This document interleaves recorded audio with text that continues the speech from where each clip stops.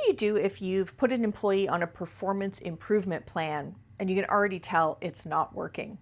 How frustrating, because this was your serious chance to have both of you invest in making this work out, and it's not working out. Maybe you've done your half of the plan, but you can't see any evidence that they've done theirs. So, time for a reset. So the first thing you want to do in speaking with them is to review the commitments that were made, just to make sure that they are clear on what they said they would do, when they would do it, what the standard is of the work that they would start to deliver. Now, you can ask, what's getting in the way? You can assess that, maybe they don't have the resources they need, or they don't actually know how to do something.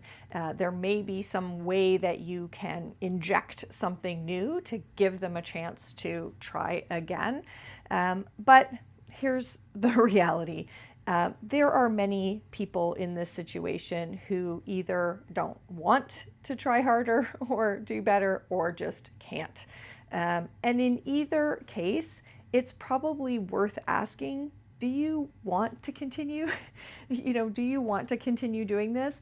Now, many people may choose to continue because they want a few extra paychecks that would come with getting to the end of the 45 or 60-day performance improvement plan. And I understand that.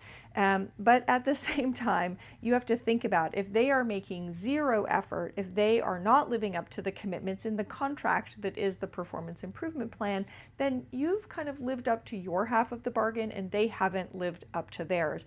And it may be that they are even willing to say that they don't really have it in them to continue.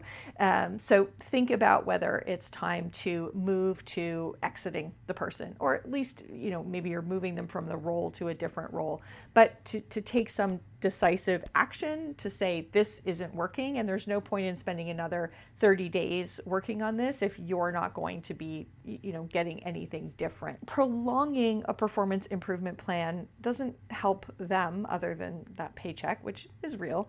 But it's creating a lot of ill will with you, which means you're much less likely to help them find that next role.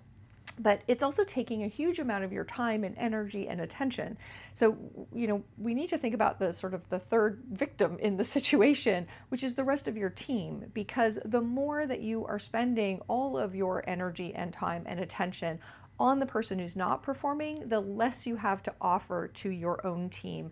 And that's a huge problem. So prolonging a performance improvement plan where the person is not making any effort or not making any progress in delivering up to your standard, well, that's probably bad for all involved. It might be time to move straight to exit.